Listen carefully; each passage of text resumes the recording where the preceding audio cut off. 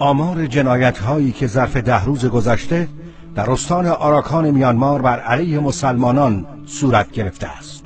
مسلمانان روهینگیا اقلیتی در برمه هستند که به اعتراف سازمان ملل تاکنون هیچ اقلیتی در دنیا مانند آنان مورد تعرض و ظلم قرار نگرفته است. در حالی که دنیا در قبال جنایت‌ها و نسل کشی علیه مسلمانان روهینگیا سکوت اختیار کرده است، این جنایت‌ها ظرف 10 روز گذشته یعنی از 25 آگوست سال 2017 تا کنون به اوج رسیده است.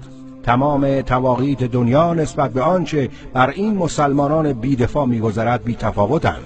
سازمان ملل تمام کارمندان خود را از میانمار خارج کرده و اعلام نموده که با این وضعیت دیگر نمی‌شود برای آنان کاری کرد. اما اگر به جای مسلمانان فقط یک بودایی مورد ظلم و ستم قرار می‌گرفت، تمام رسانه‌های دولتی گوش را کر کرده و تمام تواقیت دنیا برای نجاتش کمر همت می‌بستند. این وضعیت حاکی از غربت اسلام و مسلمانان در دنیاست. آمار جنایت‌های بوداییان میانمار در 10 روز گذشته: 1.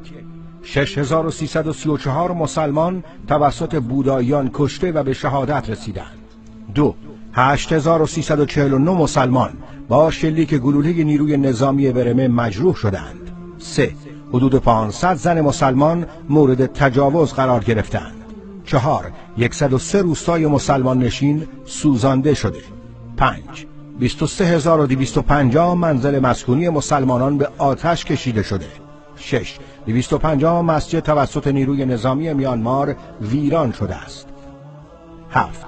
80 مدرسه دینی مسلمانان ویران شده است. 8. کلیه مساجد و مدارس مسلمانان در میانمار به طور کامل بسته شده.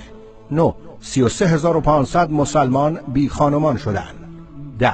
24166 خانواده و مجموعاً 335000 نفر آواره شده و به بنگلادش گریختند. 11. 145000 نفر تاکنون موفق به ورود به بنگلادش شدند. 12. 190000 نفر به مرز بنگلادش رسیده و هنوز اجازه ورود نیافتند. گزارش رئیس اتحادیه جمعیت‌های روهینگیا سلامت الله حمید.